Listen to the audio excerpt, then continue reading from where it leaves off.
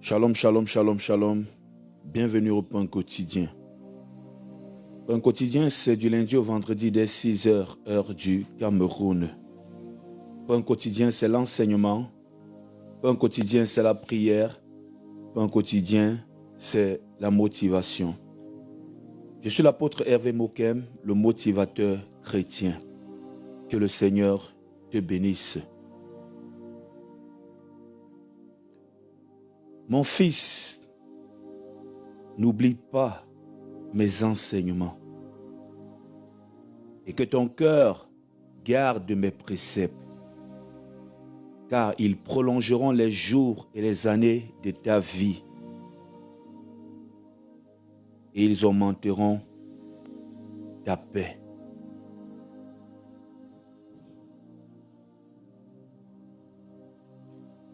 Que la bonté et la fidélité ne t'abandonnent pas. Lis-les à ton cou, écris-les sur la table de ton cœur. Tu accueilleras ainsi de la grâce et une raison saine aux yeux de Dieu et des hommes. Confie-toi en l'Éternel de tout ton cœur et ne t'appuie pas sur ta sagesse. Reconnais-le dans toutes tes voies et il aplanira tes sentiers.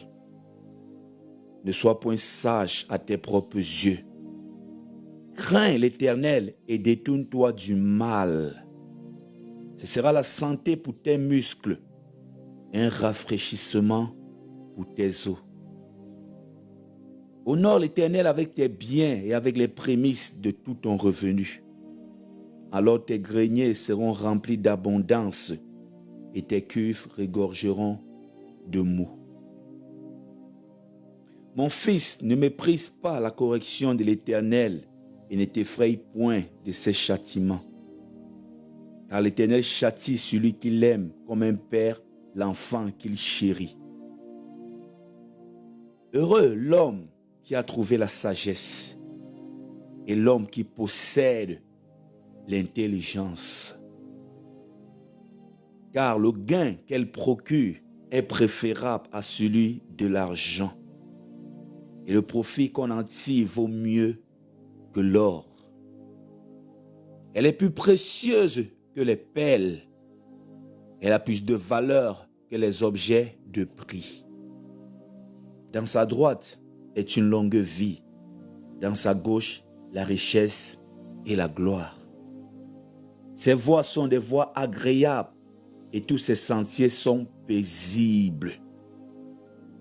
Elle est un arbre de vie pour ceux qui la saisissent. Et ceux qui la possèdent sont heureux. C'est par la sagesse que l'Éternel a fondé la terre. C'est par l'intelligence qu'il a affermi les cieux. C'est par sa science que les abîmes se sont ouverts et que les nuages distillent la rosée. Mon fils, que ces enseignements ne s'éloignent pas de tes yeux. Garde la sagesse et la réflexion. Elles seront la vie de ton âme et l'ornement de ton cou. Alors tu marcheras avec assurance dans ton chemin et ton pied ne se heurtera pas. Si tu te couches, tu seras sans crainte. Et quand tu seras couché, ton sommeil sera doux. Ne redoute ni une terreur soudaine, ni une attaque de la part des méchants, car l'Éternel sera ton assurance et il préservera ton pied de toute embûche. Ne refuse pas un bienfait à celui qui a droit, quand tu as le pouvoir de l'accorder. Ne dis pas à ton prochain, va et reviens. Demain, je donnerai quand tu auras de quoi donner. Non, ne médite pas le mal contre ton prochain lorsqu'il demeure tranquillement près de toi. Ne conteste pas sans motif avec quelqu'un lorsqu'il ne t'a point fait de mal. Ne porte pas envie à l'homme violent et ne choisis aucune de ses voies. Car l'Éternel a en horreur les hommes pervers, mais il est un ami pour les hommes droits. La malédiction de l'Éternel est dans la maison du méchant, mais il bénit la demeure des justes. Il se moque des moqueurs, mais il fait grâce aux humbles. Les sages hériteront la gloire, mais les insensés ont la honte en partage. Proverbe, chapitre 3. La malédiction de l'Éternel est dans la maison du méchant, est dans la maison de l'homme injuste, de l'homme pervers, de l'homme pécheur, de l'homme qui se plaît, qui prend plaisir à faire le mal. La bénédiction de Dieu demeure, est dans la demeure des justes, de ceux-là qui marchent dans la vérité. Dieu se moque des moqueurs et il fait grâce aux humbles. Ce matin, en ce jour, je veux encore te parler de l'humilité. L'humilité, c'est une autre forme, comme nous avons parlé hier de l'humilité, dans une autre forme. Dieu fait grâce aux humbles. Il résiste aux orgueilleux. Il se moque des moqueurs. Il se moque des moqueurs parce que quand tu te moques, en réalité, tu te moques de toi-même. Tu ne te moques pas de Dieu. Tu te moques de toi-même. Et ça fait rire le Seigneur.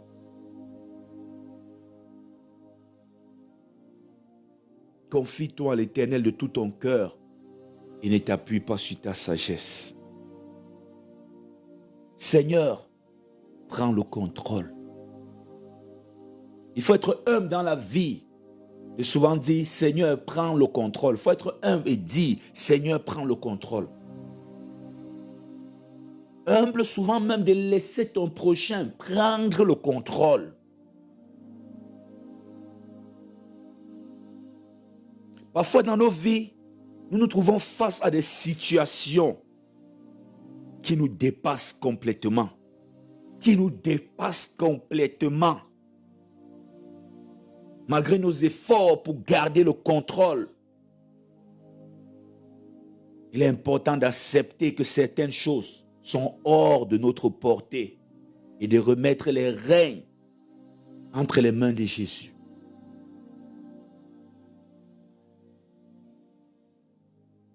Dans ce monde où la société place une grande importance sur le contrôle et la maîtrise de soi, il est facile de se laisser emporter et de perdre pied. Seigneur, prends le contrôle. Cette situation me dépasse. Il faut être humble d'accepter que certaines choses sont hors de ta portée. Dans la vie, ce n'est pas à toi de tout contrôler. Il y a des choses dans ta vie que Dieu donnera le contrôle à ton prochain. Tu es à l'hôpital. Le médecin a fait des années d'études. L'hôpital a une grande réputation. Tu es là, mais tu doutes du médecin. Tu es là, mais tu veux jouer le rôle du médecin. As-tu passé des années à l'université pour te former comme lui? As-tu des années d'expérience derrière toi comme lui? As-tu la réputation de cet hôpital? Tu ne peux pas tout contrôler dans la vie. Il y a des gens que Dieu va envoyer avec le contrôle de certains domaines dans ta vie. Quoi que tu fasses, que tu sois un homme de Dieu ou pas.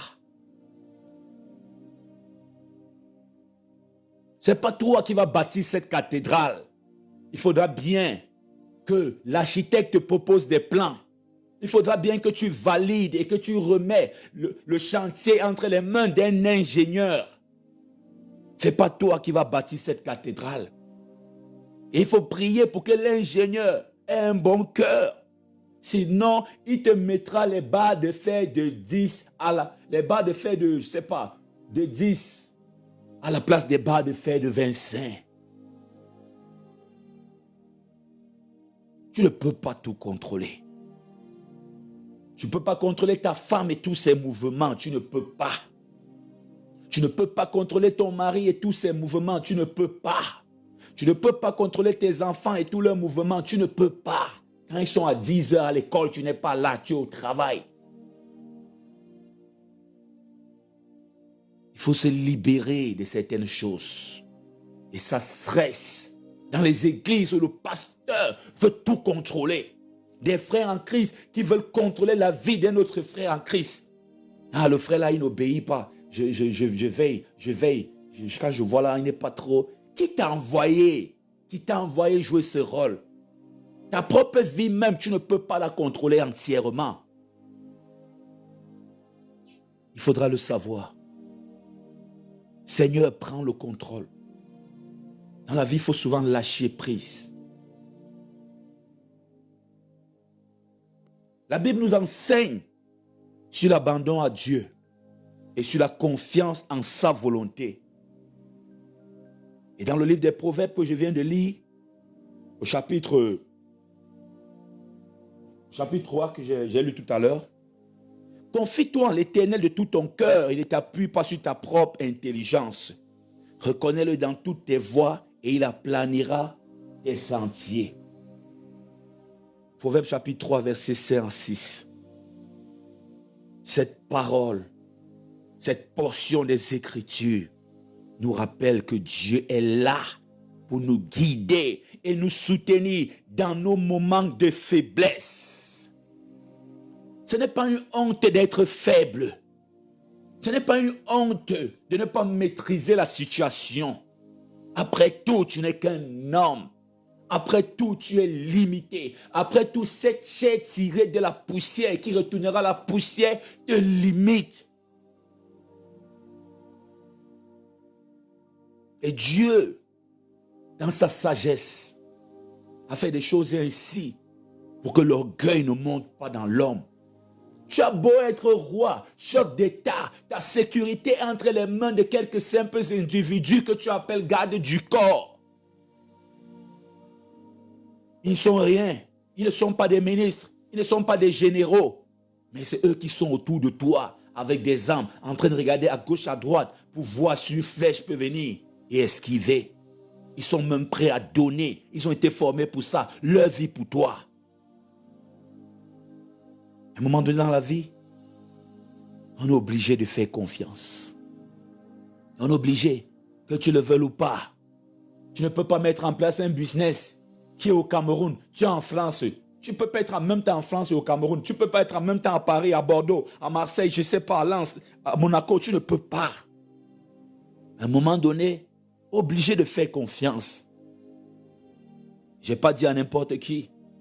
Mais même si tu t'appuies sur quelques critères, tu ne connais pas la vie de tout le monde.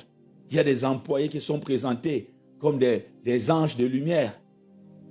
Comme des anges de lumière, alors qu'au fond, ils servaient le monde des ténèbres. C'était des bandits, des malhonnêtes. Je pense que Judas, la première fois qu'il a rencontré Jésus, moi je pense bien que Judas marchait dans la vérité. Judas avait un visage d'ange qui brillait, qui rayonnait. Mais au fond du cœur, c'était autre chose. À un moment donné, tu es obligé. Oui, prenons le cas de Jésus, qui dormait avec Judas, qui marchait avec Judas alors que c'était un traître. À un moment donné, tu es obligé de lâcher prise. Sinon, tu vas te fatiguer. L'anxiété, le mal des nerfs, la dépression, la colère, les réactions excessives et impulsives vont détruire ta vie.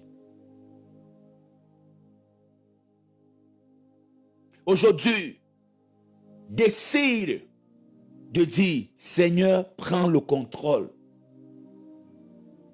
Aujourd'hui, décide aussi d'avoir confiance en ton mari, à ta femme. C'est vrai que la confiance aux hommes n'exclut pas la méfiance. Mais je te demande à un moment donné de lâcher prise dans cette vie. Tu ne peux pas tout contrôler. Tu ne peux pas. Et la vie t'enseigne que tu ne peux pas tout contrôler. Si on pouvait véritablement tout contrôler, c'est qu'on a de l'argent comme on veut, on est toujours en santé, on n'a pas de problème, on donne même des ordres aux gens. La nature nous enseigne qu'on ne peut pas tout contrôler.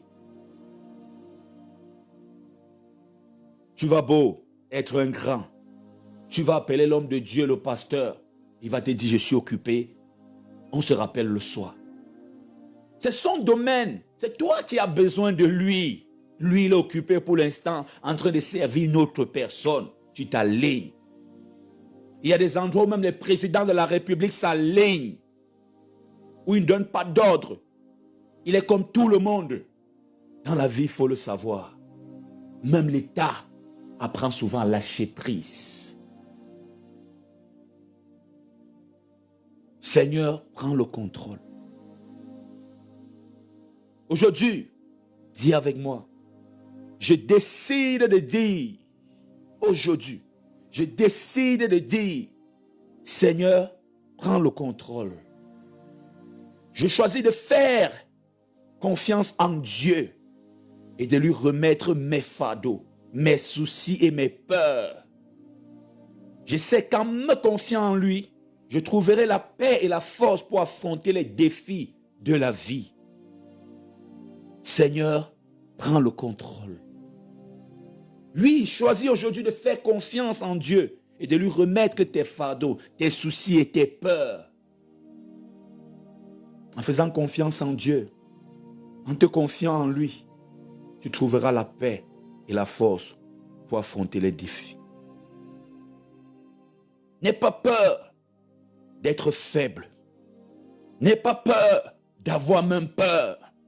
N'aie pas peur d'accepter que cette situation te dépasse. David n'avait pas d'expérience. Goliath était un homme de guerre dès sa jeunesse. David n'avait pas de lance. Goliath avait la lance de javelot. Et Goliath avait quelqu'un qui portait ses armes, dit la parole de Dieu. David ne s'est pas appuyé sur lui, mais il a remis tout entre les mains de Dieu. Quand c'est Dieu qui t'envoie, tu réussiras. Quand c'est Dieu qui combat dans tes combats, la victoire est assurée. Quand c'est Dieu qui est au contrôle, tu arriveras à destination. Quand c'est Dieu qui est le pilote de cet avion, tu arriveras à destination. Quand Dieu est au contrôle, toi, tu es en mode automatique, tu dors tranquille. Dieu s'occupe de tout le reste. C'est Dieu qui tient ta vie entre tes mains, entre ses mains.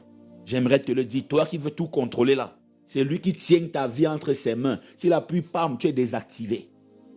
Tu vois que tu ne peux pas tout contrôler. C'est lui qui tient ta vie entre ses mains. Accepte souvent certaines choses t'ont dépassé. Accepte souvent que cet ennemi est fort. Il m'a dépassé. Il est fort. Ils sont forts. Ils m'ont imposé la maladie depuis que je suis petit. Jusqu'aujourd'hui, je suis malade. Accepte ça. David acceptait souvent que l'ennemi est fort. Et il remet tout entre les mains de Dieu. Accepte souvent que tu pries depuis longtemps pour le même sujet. Peut-être qu'il y a même un problème. Tu dis, Seigneur, l'affaire, si ça m'a dépassé, elle a prié, moi fatigué. Je remets tout entre tes mains. C'est parce que nous cherchons toujours à tout contrôler que Dieu nous laisse tout contrôler. Dieu ne s'invite pas dans les mariages. Dieu ne s'invite pas dans les cérémonies. On invite Dieu avec une invitation VIP. Dieu ne s'invite pas. Et il s'invite très rarement dans les affaires des hommes. Il a juste un regard. Dieu veut travailler avec l'homme pour le bien-être de l'homme, pour le progrès de l'homme, pour la paix de l'homme. Dieu veut travailler avec toi parce qu'il ne le fera pas sans toi. J'aimerais te dire une chose. Dieu t'a créé libre. C'est toi qui décides. N'est-ce pas, ça t'étonne? C'est toi qui décides. C'est toi qui décides de laisser le Saint-Esprit agir dans ta vie. Tu résistes au Saint-Esprit, il ne forcera pas. Il va chercher de te donner des conseils. Mais si tu endurcis ton cœur, il ne forcera pas. Ne te dérange pas pour ça. Qu'on ne vous trompe pas. Qu'on ne vous donne pas des évangiles qui n'existent pas, qui n'est pas une réalité. Moi, je prêche l'évangile de la réalité. Le but de l'évangile, le but de la parole de Dieu, c'est de transformer nos vies. Le Saint-Esprit ne te forcera pas. Dieu ne te forcera pas de croire en lui. Dieu ne te forcera pas pour donner un sens à ta vie. La preuve en est que plusieurs d'entre nous sont les ennemis de Dieu. C'est nous qui nous opposons à son dessein pour nous. C'est nous qui brisons les interdits de notre destinée. C'est nous qui ne mettons pas en pratique ses commandements, ses instructions. Nous aimons toujours regarder le diable, regarder les ennemis, alors que c'est nous-mêmes les premiers ennemis de notre propre vie. Est-ce que tu médites tous les jours les Saintes Écritures comme recommande la Bible? Non. Mais quand il y a un problème, tu accuses tes ennemis. Toi-même, en ne pas méditant jour et nuit la parole de Dieu, tu deviens un ennemi. Parce qu'il a dit à Josué que ce livre de la loi ne s'éloigne point de toi. En le méditant jour et nuit, tu réussiras dans tout ce que tu entreprendras. Toi, tu veux réussir dans tout ce que tu entreprends. Sans méditer jour et nuit les Saintes Écritures. Sans une vie de prière active et vivante. Ça ne marche pas comme ça. Tu finiras toujours par être déçu. Seigneur, prends le contrôle. Sois humble et demande à Dieu de prendre le contrôle. Ça t'a dépassé. Ces ennemis sont forts. Cette situation est forte. Ça m'a dépassé, Seigneur. Prends le contrôle. Il y a certains domaines dans ta vie qui seront libérés quand tu laisseras Dieu prendre le contrôle. Pourquoi continuer à faire? Pourquoi continuer avec et à faire ce qui ne marche pas? Ça, c'est de la folie en réalité. C'est ça la véritable définition de la folie. Utiliser les mêmes méthodes en espérant avoir un résultat différent. Tu utilises cette méthode, le résultat c'est 0. Demain tu utilises c'est 0. Et tu te dis que en faisant de la sorte, ça finira un jour par marcher. Ça ne marchera pas. Il faut changer la méthode. Ça, c'est la véritable définition de la folie.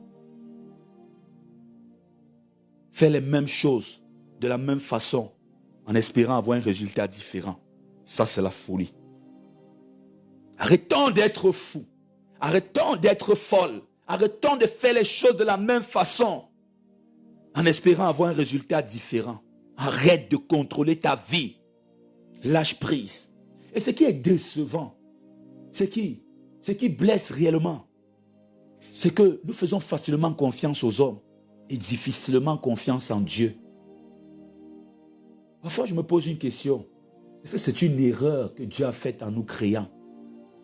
Parce que vraiment, on a déçu Dieu dans cette affaire-ci. Quand je plonge mes regards dans la Bible, depuis le début jusqu'à la fin, moi, je ne vois même pas trop le diable comme un ennemi. Parce que le diable, lui, il est jaloux. Dieu a créé l'homme. Il a donné trop de pouvoir à l'homme. Le diable n'est pas content. Parce que c'est même à cause de nous que le diable même s'est rébellé au fond. Regardez un homme. On crée un homme. Dieu prend la poussière. Je ne sais pas, il met un homme dans un jardin, il est nonchalant, il ne connaît rien. Quand le diable regarde ça, Dieu dit au diable, aux anges, que l'homme s'y est supérieur à vous, après moi c'est lui. Mais forcément, mets-toi un peu à la place du diable. Je ne défends pas le diable, mais mets-toi un peu à sa place. Moi je pense que nous, les véritables ennemis de Dieu. Il a donné même son fils unique à la croix. Je parle de nous en tant que des hommes. Il a donné même son fils unique à la croix. Certains même ont refusé, ont accompagné même ce châtiment de la croix, ont accompagné même, ont fouetté même Jésus, ont contribué à son assassinat. Nous dérangeons vraiment. Nous dérangeons vraiment. Dieu donne les pouvoirs à quelqu'un qu'on appelle prophète. Tu prends ce pouvoir qui est en toi. C'est en toi, c'est donné gratuitement. Depuis ta naissance, tu as ça en toi. Tu vas encore chez les sataniques chercher encore quoi? On ne comprend pas l'homme. Moi, je pense, et c'est ma pensée, que le jugement de l'homme sera très sévère. Surtout le jugement de cette génération-ci qui a tout.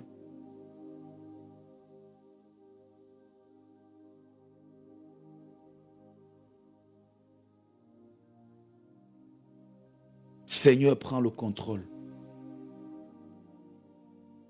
Cette situation te dépasse, avoue-le. Ne cherche pas à tout contrôler, ça te dépasse. Dans la vie, souvent, quand certaines choses arrivent, restez-vous tranquille même. Parfois même, nous nous agitons souvent même beaucoup. Il y a des choses qui nous dépassent. Parce que, pour dire vrai, sois un peu sérieux, sois sérieux. Parce que moi, je suis un homme de Dieu, moi je vis la réalité. Je ne vis pas les rêves, je ne vis pas les films dans lesquels je vois certains prophètes s'évader là. Moi, je vis la réalité. Soyons sérieux.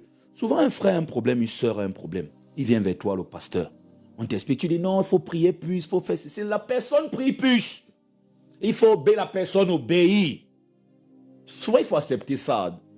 Souvent, il faut accepter. C'est parce que bon, c'est Dieu de dire aux gens comme ça, mais il faut accepter souvent. Dans la vie, parfois, quand tu as tout fait, laisse. Que ce qui doit venir, vient. Que ce qui doit venir, vient. Tu es en train de subir l'injustice. Tu pries pour ça. Tu n'as même pas ouvert la bouche. Tous les jours, tu pries. Tu marches dans la vérité. Qu'est-ce qu'on doit encore te dire? Laisse. N'ouvre pas ta bouche. Ferme ta bouche et reste tranquille. Des fois dans la vie, il y a certaines situations, il faut même laisser Dieu. S'il veut, il intervient. S'il veut, il n'intervient pas. Il faut atteindre cette dimension-là. S'il veut, il intervient. S'il veut, il n'intervient pas. Parce que dans la vie, il y a des choses, quand ça va arriver, ça va arriver. Que tu pries, tu ne pries pas, ça va arriver. Un jour, ta mère partira, ça va arriver. Si elle ne part pas, toi, tu vas partir avant elle. Une chose est sûre, l'un d'entre vous va voir l'autre partie. Vous dites, l'amour, par exemple, sur le chemin de tout homme, il y a le temps où c'est arrivé. Même si on prie, même si l'église est réunie, c'est ton tour. C'est le tour de l'autre. Ce n'est pas parce que nous prions chaque jour qu'on ne va pas vivre certaines épreuves. Tu peux finir de prier là. Tu arrives là, tu tombes. Il y a des gens qui sont partis dans les campagnes d'évangélisation, dans les retraites spirituelles. C'est dans ces retraites-là qu'on a volé leur sac, leur téléphone, leur portable. N'ouvre pas la bouche, reste tranquille. Parce que si tu ouvres la bouche, tu risques de maudire Dieu. Et c'est dangereux. Oui, je dis une vérité. Et comment je parle à la campagne d'évangélisation, j'ai pris une retraite spirituelle, on vole mon sac, alors qu'on a prié pour que le Saint-Esprit descende. Ferme ta bouche dans certaines situations. Ne dis rien. Et je vais vous dire une vérité spirituelle qui peut t'aider ce matin, qui peut vous aider ce matin. Il y a des situations où quand tu ne dis rien, ça met Dieu mal à l'aise. J'ai fait des choses comme ça là dans ma vie. J'ai fait des choses comme ça dans ma vie. Et j'en fais encore. Je vais vous dire une vérité. C'est un secret. Il y a des choses où tu ne dis rien. Tu pries chaque jour. Tu pries pour le problème. Tu pries Dieu. Tu cherches la face de Dieu. Mais voilà, ce que tu redoutais, c'est ce qui arrive. Ce que tu priais pour contrer, c'est ça qui se présente. Tu ne dis rien. Tu ne dis rien. Tu laisses ta douleur là te pénétrer tout doucement. Tu n'extériorises pas ta douleur, c'est au fond de ton cœur. Parce que Dieu lit dans les cœurs, tu restes tranquille. Tu ne juges pas. Tu ne dis pas que Seigneur, pourquoi? Tu fermes ta bouche, tu restes calme. Ça touche souvent Dieu. Le silence du cœur, j'appelle ça le silence du cœur. Tu sais que tu as raison.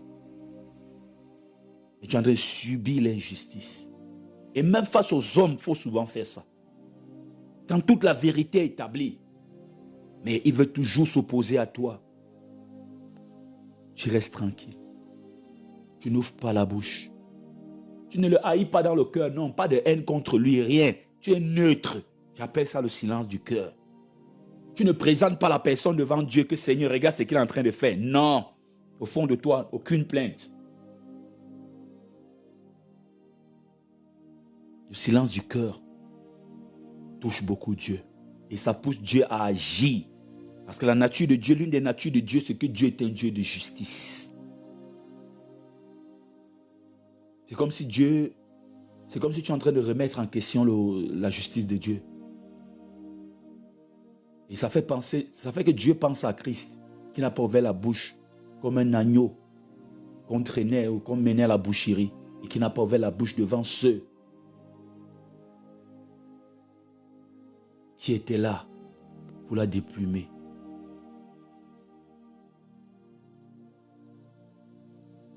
Devant ceux qui l'attendent.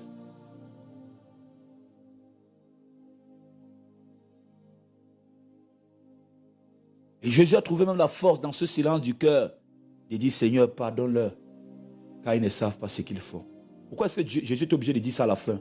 Parce que son silence de cœur aggravait la situation de ceux-là qui étaient en train de le crucifier. Le silence du cœur pousse Dieu à agir d'une façon brutale. Jésus a calmement en disant, Seigneur, pardonne-leur. s'il ne parlait pas, et même jusqu'à là, ça s'est retourné contre eux, comme ils avaient dit, et ça retourne sur nous et sur nos enfants. Et ce qui s'est passé, regardez Jérusalem aujourd'hui, regardez Israël aujourd'hui. Israël ne fait plus peur à personne. Même les petits Gazaouites qui sont là n'ont pas si peur d'Israël.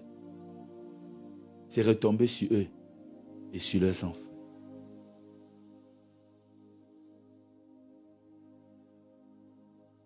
Le silence du cœur, ça montre aussi à Dieu que tu es en train de montrer à Dieu que tu ne contrôles pas tout. Parce que dans la vie, il y a des situations où, quand ça vient et tu agis avec la force, tu gâtes tout. Il faut souvent aussi prendre du recul. C'est aussi ça, accepter que tu ne contrôles pas tout, tu prends du recul. Pourquoi cette personne se met subitement à t'insulter en plein carrefour? Tu ne la connais pas, vous ne connaissez pas. Mais subitement, c'est l'humiliation. Reste tranquille, ne réagis pas directement. C'est une situation qui est hors de ton contrôle. Pose-toi la question, mais quel est l'intérêt de cette personne? Nous ne sommes pas collègues, nous ne connaissons pas, on ne s'est jamais vu. Mais pourquoi crier sur moi? Pourquoi m'humilier autant? Voilà la situation où il faut que le silence du cœur intervienne. Tu ne parles pas. Tu acceptes cette humiliation publique. Tu baisses ta tête. Tu t'en vas. Je t'assure, ce comportement-là, ce geste que tu viens de faire là, on ne va pas te dire plus tard. Ce matin, j'ai parlé du contrôle. Dans la vie, à un moment donné, il faut accepter qu'on ne contrôle pas tout. Vouloir tout contrôler finira par te faire perdre le contrôle. On ne contrôle pas tout. Tu ne peux même pas contrôler les hommes. Je vais vous dire une chose peut-être que vous ne connaissez pas. L'État ne contrôle pas tout.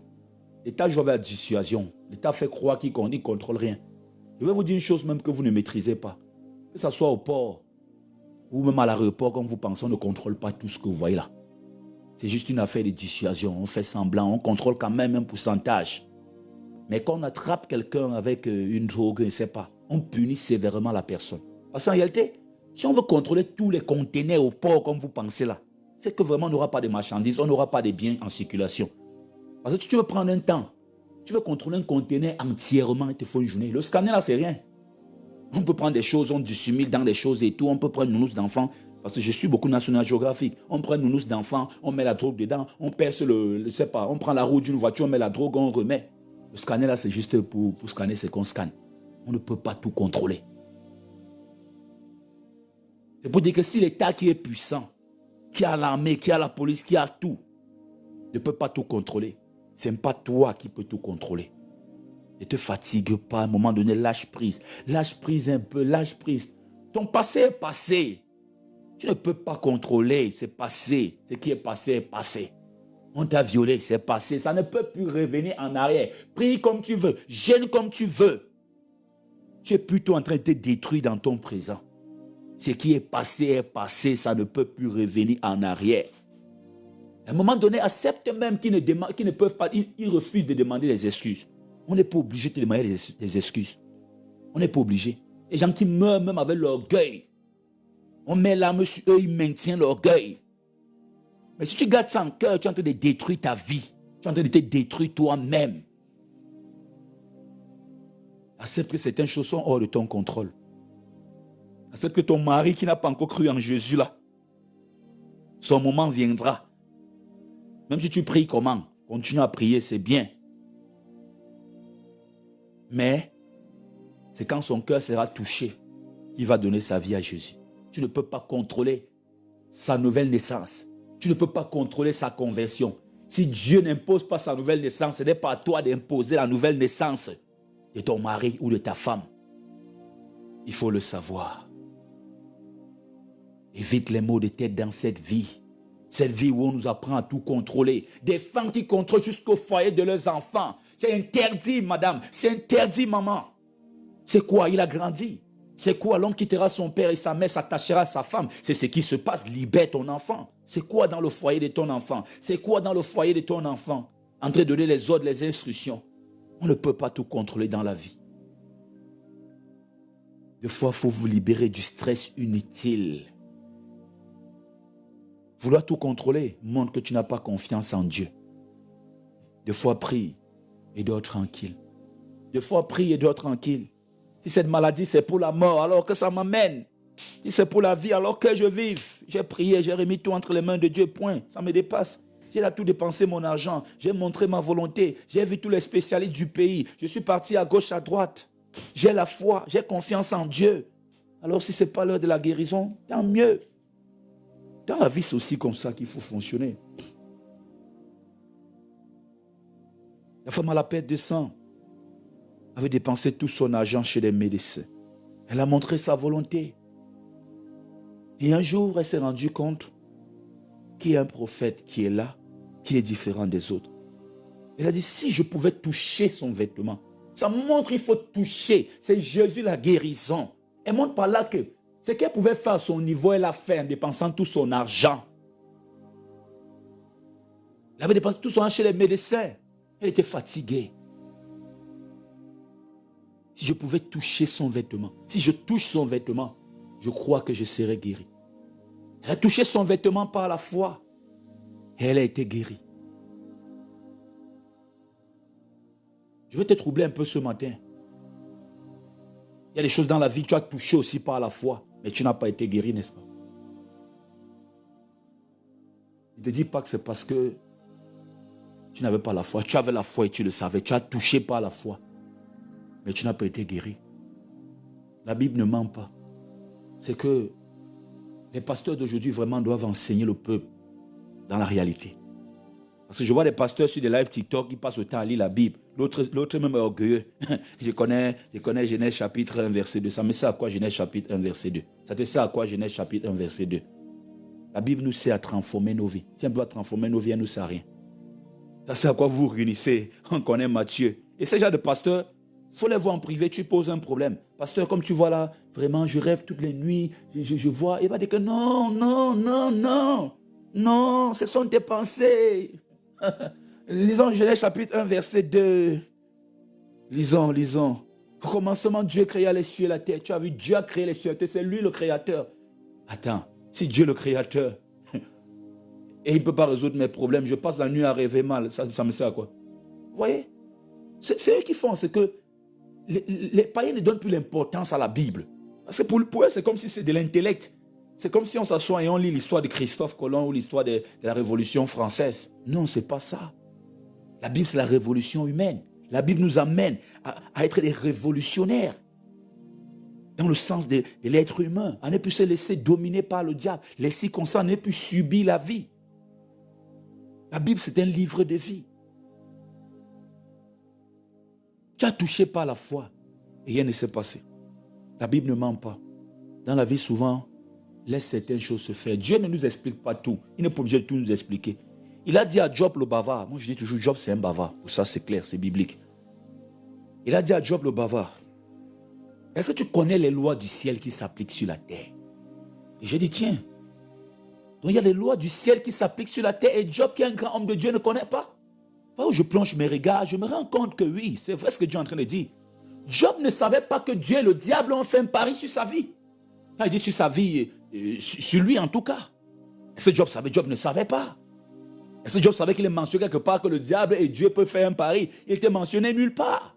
Job avait lu les écrits sacrés de l'époque. Il était mentionné nulle part que Dieu et le diable peuvent s'asseoir et faire un pari en buvant une tasse de thé. Job ne savait pas. Et Dieu pose la question à Job, est-ce que tu connais les lois du ciel qui s'appliquent sur la terre? Est-ce que tu connais les secrets du ciel qui s'appliquent sur la terre? Est-ce que tu sais ce que nous on peut faire là-bas en secret et que c'est en train de jouer sur toi? Est-ce que tu connais? Et pourquoi tu bavardes trop comme ça? Job est aussi quelqu'un qui n'a pas accepté perdre totalement le contrôle. Il remet tout entre les mains de Dieu, mais il tient une dernière corde. Ne sois pas des Job, parce que Job, à la fin de son livre, il n'a pas maudit Dieu, mais il y a aussi beaucoup d'erreurs. Et la Bible nous montre ça exprès. Il y a des gens qui sont toujours dans la maison de Dieu, mais en murmurant, en bavardant beaucoup, en portant beaucoup de plaintes. C'est-à-dire, il n'est pas encore délivré. Il n'a pas les ossements de la prière, de ce qu'il fait chaque jour comme prière. Qu'est-ce qu'il fait? Il laisse au sujet de prière. Il commence à dire, Moi-même, j'ai joué à ces jeux-là. Comme Marie, j'ai souffert depuis que je suis né. C'est toujours comme ça, là. On me persécute. Je me rappelle quand je priais, je suis parti dans les conventions. Ma vie est toujours la même. Ça n'a rien à voir avec le sujet de prière. Il est en train de porter plainte à Dieu. C'est comme ça que Job fait. C'est comme ça que Job faisait en réalité. Oui, le jour que je suis né là, celui qui est venu annoncer ça aux gens là, vraiment, c'est un jour maudit. C'est un jour... Job maudit le jour de sa naissance. Vous voyez, puis je fais comme des Job. Job voit bien qu'il a perdu le contrôle. Il est malade, il n'a plus rien, il n'a plus de famille. Mais il veut toujours contrôler quelque chose, même si c'est un peu. Quand ça te dépasse, laisse à Dieu le contrôle. Tu as prié avec la foi. Tu n'as rien vu. Laisse à Dieu, laisse la situation. S'il veut, il donne. S'il veut, il ne donne pas, laisse. Il y a certaines lois du ciel qui s'appliquent sur la terre que nous ne connaissons pas. Tu ne sais pas pourquoi Dieu ne te donne pas ça maintenant. Il y a des choses qu'on se plaint pour ça. 10 ans plus tard, on a dit, si j'avais pris, si vraiment j'avais réussi le concours, c'est que je suis là dans une secte. À l'époque, là, je connaissais mon cœur. Vous savez, nos cœurs changent selon les époques. Soit ça grandit, soit ça rétrograde selon les époques. Il y a des gens qu'à l'époque, si Dieu donne un gros poste de travail, il leur propose un poste, ou même si l'ennemi propose, ils vont accepter. Il y a des chrétiens qui sont là, ils prient, ils s'agitent là.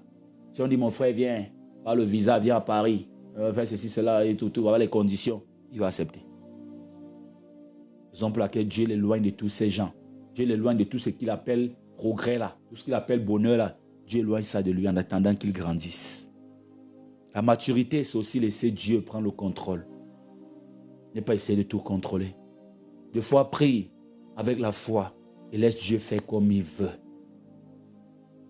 Nous ne prions pas Dieu pour les choses matérielles. Tu peux être en santé, tu finis en enfer. Tu peux être malade, tu finis l'éternité auprès de Dieu. Le plus important, c'est d'abord notre salut. Et notre salut est entre les mains de Dieu. Tout est entre ses mains. Remettons tout entre ses mains. J'aimerais que tu gardes aujourd'hui cette phrase. Que tu trouves la force ou l'humilité de prononcer cette phrase en ce jour, toute cette journée, cette semaine même. Seigneur, prends le contrôle. Je vais te donner un exercice pour fermer la porte du pain quotidien de ce matin. Jusqu'à la fin de cette semaine, chaque 1 heure de temps, dis Seigneur, prends le contrôle. Si on t'appelle au téléphone, t'explique une situation grave, ne panique pas, dis Seigneur, prends le contrôle. La marche chrétienne, c'est une école. Il faut faire des exercices pour grandir. Tu veux seulement bavarder, parler, ça ne va rien changer. Voilà pourquoi d'ailleurs ils sont pleins là. Ils courent à l'église chaque dimanche, chaque temps, rien ne change dans leur vie.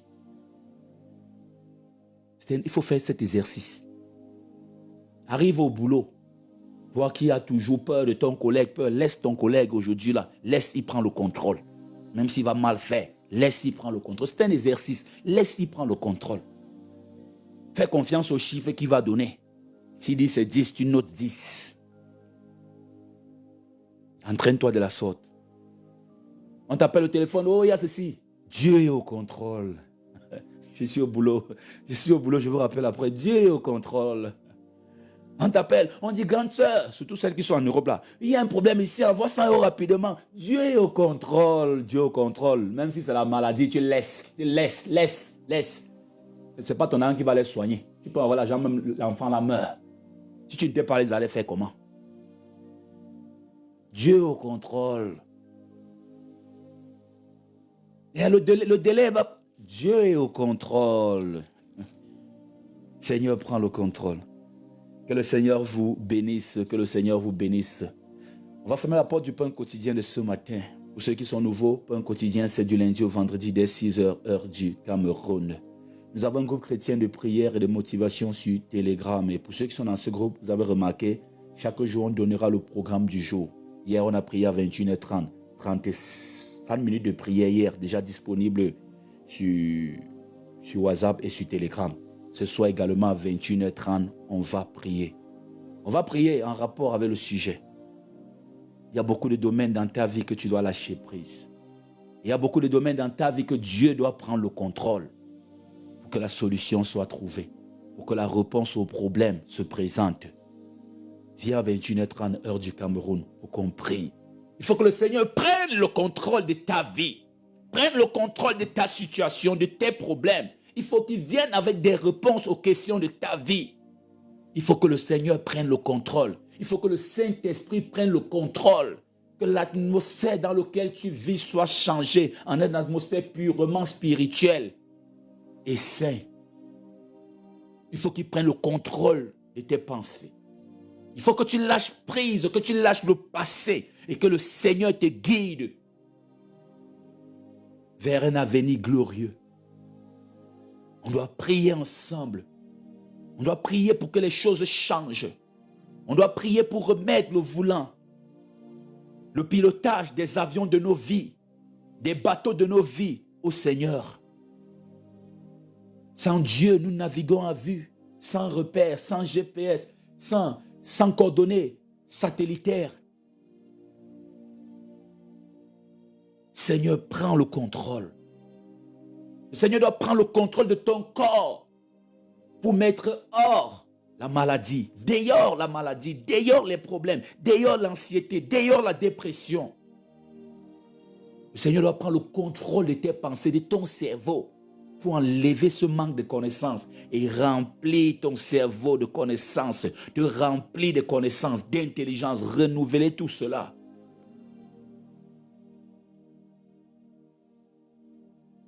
Seigneur, prends le contrôle de ma vie.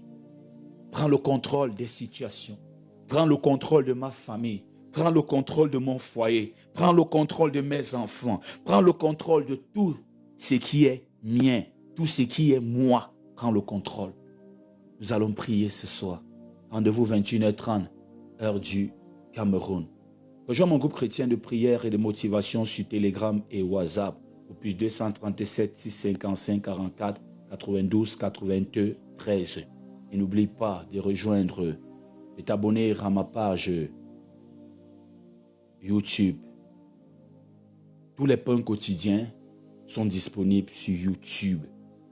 Les différentes prières sont disponibles sur YouTube.